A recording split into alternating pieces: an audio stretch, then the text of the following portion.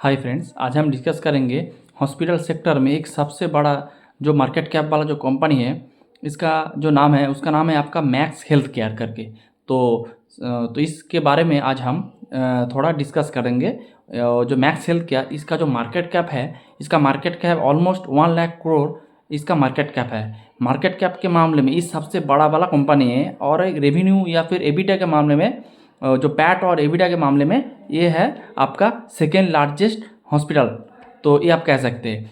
और ये जो लोग हैं, ये जो हॉस्पिटल है, ये हॉस्पिटल मेनली आपका जो नॉर्दर्न इंडिया में ये लोग ऑपरेशन करते हैं। जो इसका ऑपरेशन रन होता है आपका नॉर्थ इंडिया में। मेनली जो एनसीआर वाला जो एरिया है, एनसीआर वाला एरिया में इसका प्रेजेंस सबसे ज़्यादा है। आप कह सकते हैं इसका 70% ऑफ रेवेन्यू ये एनसीआर रीजन से आता है। और इसके साथ आप यथार्थ हॉस्पिटल करके है, वो भी एनसीआर रीजन में काम करती है, लेकिन दूसरे में कुछ डिफरेंस है, वो हम बाद में और एक कोई वीडियो में इसका पीयर टू पीयर एनालिसिस आप करेंगे।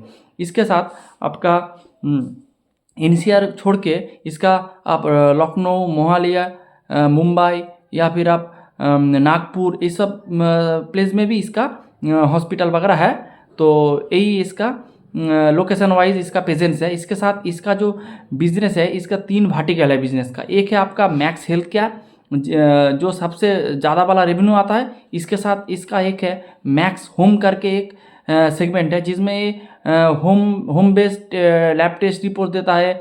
और कोई जो पेशेंट है उसको उसके होम में जो आप पेशेंट का केयर करते हैं, ट्रीटमेंट वगैरह करते हैं। थोड़ा बहुत जो छोटा मोटा जो ट्रीटमेंट होता है वो आप उस पेशेंट का होम में जाके भी करते हैं। इसके साथ इसका और एक जो थर्ड वाला सेगमेंट है, वो है इसका मैक्स लैब वाला सेगमेंट। इसमें जो लैब वगैरह टेस्ट होती है, इस जो तो यही इसका लैब वाला सेगमेंट है।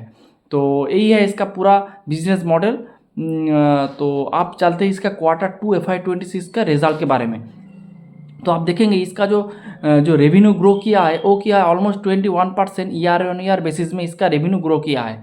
और इसका जो नेट प्रॉफिट जो आप देखेंगे 59% ईयर ऑन ईयर बेसिस में ग्रो किया है। लेकिन इसमें एक कैच है कि इसका एक वन टाइम एक रेवेन्यू जो प्रॉफिट आया था, इसीलिए इसको आप थोड़ा एलिवेटेड लेवल पर लग रहा है 60%। लेकिन आप इसको एडजस्ट करके देखेंगे तो एडजस्टेड जो पैट आ रहा है वो आ रहा है आपका almost 16% year on year basis में। तो आप देखेंगे इसमें आपको ऑपरेटिंग लेवरेज मिसिंग है।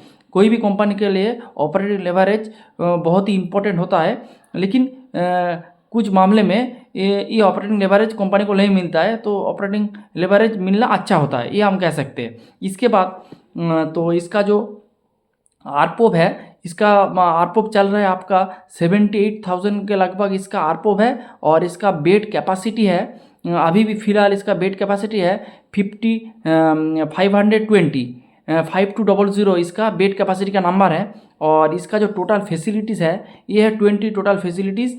और इसका जो बेड्स जो मेट्रो सिटीज़ में है वो है 73% जो मेट्रो सिटीज़ में है। जैसे आप यथार्थ को भी कह सकते हैं, इसका भी जो ऑपरेशन होता है, जो हॉस्पिटल वगैरह जो रन करते हैं, ये टायर 1 सिटी अर्थात मेट्रो में ये लोग मैक्सिमम इसका हॉस्पिटल रन करते हैं। तो ये है इसका पूरा Q2 FY26 का रिजल्ट।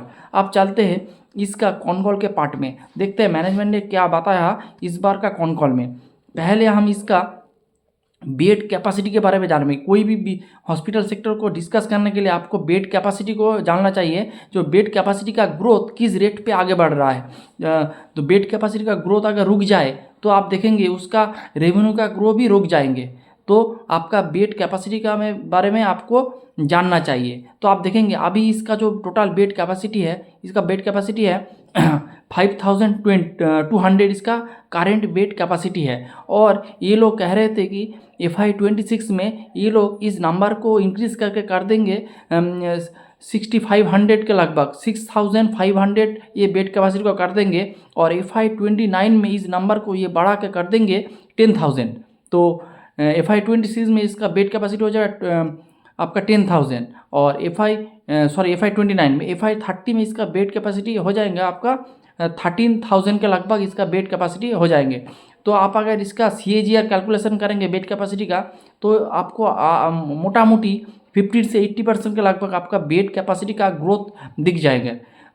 या फिर अगर इसमें आप यथार्थ के साथ कंपेयर करेंगे तो आप देखेंगे यथार्थ इस मामले में ऑलमोस्ट 25% बेड कैपेसिटी ग्रो कर रहा है। तो आप देखेंगे बेड कैपेसिटी के मामले में यथार्थ मैक्स के थोड़ा ऊपर है, मैक्स को बीट कर रहा है। इसके बाद हम देखेंगे तो इसका जो ऑक्यूपेंसी लेवल में अभी जो इसका ऑक्यूपेंसी लेवल चल रहा है, इसको चल रहा है आपका 76%। अगर आप इसके पीआर के साथ कंपेयर करेंगे, जैसे आप मेदांता 63% इसका आपका ऑक्यूपेंसी लेवल है। आप अगर देखेंगे अपोलो, तो अपोलो का जो ऑक्यूपेंसी लेवल है वो है आपका 64%।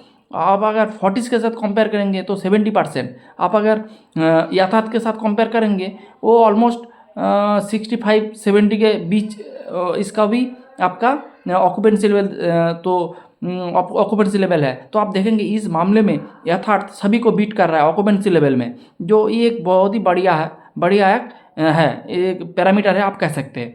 इस मामले में आप मैक्स सभी कंपनी को बीट कर रहा है, एक बढ़िया है। इसके साथ हम आरपोप के बारे में डिस्कस करेंगे। आरपोप होता है आपका एवरेज रेवेन्यू पर ऑक्यूपाइंग बेड। कोई भी हॉस्पिटल सेक्टर को डिस्कस करने के लिए आपको आरपोप का जो मैट्रिक्स होता है वो आपको जानना चाहिए। आपको आरपोप आप देखेंगे आरपोप नॉर्मली जो हॉस्पिटल है सबका अलग अलग जो डिफरेंट है। किसी का आपको देखेंगे 30%, किसी का आपका देखेंगे 40%। अगर आप जीना से को हेल्थ केयर वो आयुर्वेदिक वाला हॉस्पिटल है, उसका आप आरपोप देखेंगे 8,000 का लगभग है। आप अगर यथार्थ का देखेंगे तो उसका आरपोप है ऑलमोस्ट आपका 35,000 के लगभग।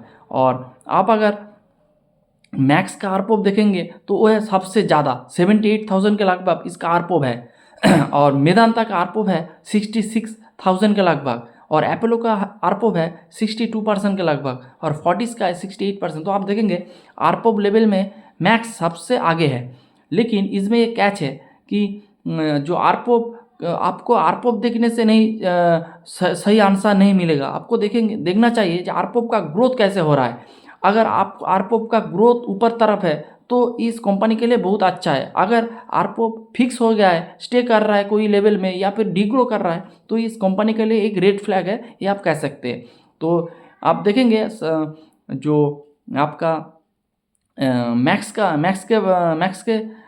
मैक्स में देखेंगे आप आरपोप Q2 में ये क्वार्टर ऑन क्वार्टर बेसिस में ग्रो नहीं किया है। इसमें कंपनी ने कुछ रीज़न भी दिया है। एक है आपका सेंट्रल गवर्नमेंट का जो आपका हेल्थ स्कीम का जो रेट है वो रेट अभी भी बड़ा है। अक्टूबर 13 से इस रेट को इंक्रीज़ किया है। तो इसका जो पॉजिटिव इफेक्ट मिलेगा ये आपको 1 ईयर के बाद इसका पॉजिटिव इफेक्ट आपको मिलेगा।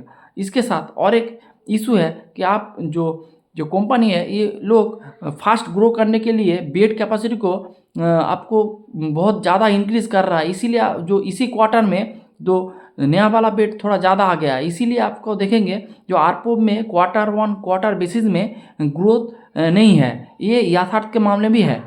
तो इसमें कोई नेगेटिव होने का कोई चांस नहीं है। और मैनेजमेंट ने ये भी कहा है जो आपका जो ओल्डर वाला जो आपका आरपोप है वो आरपोप आपका 7% ईयर ऑन ईयर बेसिस पे ग्रो करेंगे। और यथार्थ का जो गाइडेंस है वो है आपको 8 से 9% ईयर ऑन बेसिस में आरपोप ग्रो करेंगे। तो यही था आपका आरपोप के डिस्कशन। इसके बाद हम डिस्कस करते हैं इंटरनेशनल पेशेंट। आप देखेंगे सभी हॉस्पिटल जो है सब इंटरनेशनल पेशेंट के बारे में बात कर रहा है। तो मैक्स ने भी बात किया है और इंटरनेशनल पेशेंट के लिए ये लोग सेंटर वगैरह भी ओपन किया है। आपका बांग्लादेश, नेपाल या फिर साउथ ईस्ट एशिया और यूरोप के कुछ कंट्री, अफ्रीका में जो सेंटर में आप तो लीड जनरेट करते हैं। लीड जनरेट करके वो इस जो इंडिया का जो मैक्स का जो हॉस्पिटल वगैरह है उसमें भेज देती है। और इससे ये लोग जो ट्रीटमेंट करके वो बिल थोड़ा चार्ज भी करते हैं। और सबसे इंटरेस्टिंग बात है जो इंटरनेशनल पेशेंट का जो आरपोप का जो रेवेन्यू है वो आपका जो डोमेस्टिक या फिर जो नॉर्मल वाला जो पेशेंट का आरपोप है उससे 30% आपका ज़्यादा है। तो इंटरनेशनल पेशेंट का शेयर जब बढ़ेगा तो कंपनी का जो आरपोप है वो भी इंक्रीज़ करेंगे। तो मैक्स ने कहा नॉर्मल जो डोमेस्टिक आरपोप है उससे 30% एक्स्ट्रा है। और यथार्थ ने कहा 40 से 50% एक्स्ट्रा चार्ज हो आप जो पेशेंट को वो चार्ज करती है। तो ये कंपनी के लिए एक बहुत ही अच्छा बात है। तो यही था। और इसका जो 3 सेगमेंट है जो मैक्स हेल्थ केयर वो ग्रो कर रहा है आपका 21% ईयर ऑन ईयर बेसिस में। और मैक्स होम जो वर्टिकल है वो ग्रो कर रहा है 20% ईयर ऑन ईयर बेसिस में। और मैक्स लैब करके जो लैब जो लेबोरेटरी जो लैब करके जो डायग्नोस्टिक वगैरह होता है, तो वो लैब वाला सेगमेंट ग्रो कर रहा है आपका 16% ईयर ऑन ईयर बेसिस में। तो ये बहुत ही अच्छा है। इसके साथ और कुछ बाकी नहीं, यही था। और मैनेजमेंट ने कहा आरपोप जो क्वार्टर 2 में थोड़ा फ्लैट है, लेकिन आगे में इस आरपोप धीरे धीरे इंक्रीज करेंगे, इससे कोई दिक्कत नहीं होगा।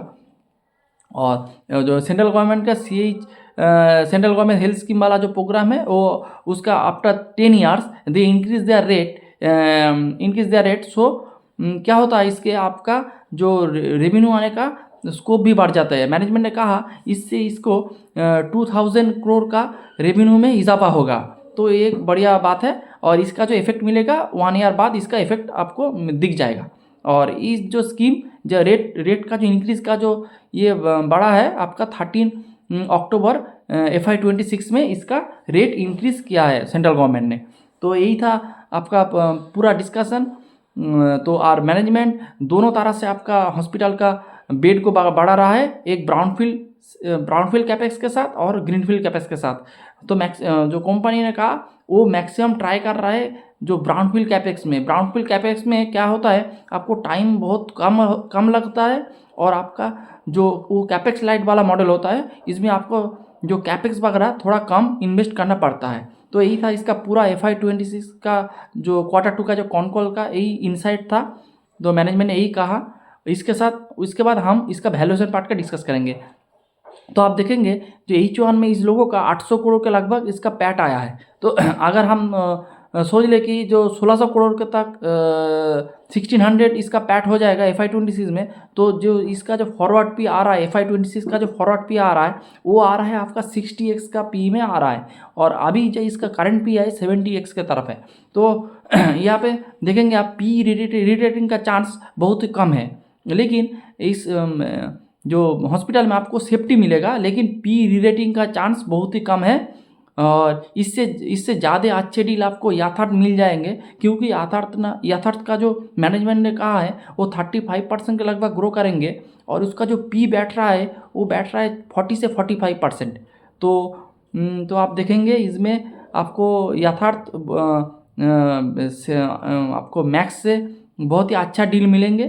तो और ये कोई रिकमेंडेशन वगैरह नहीं है, तो आपको खुद आपका रिसर्च करना पड़ेगा, फिर आप कोई भी डिसीजन ले सकते हैं कोई भी स्टॉक को इन या फिर आउट करने के लिए। तो यही था आज का पूरा video. Hope you like the video. Thanks.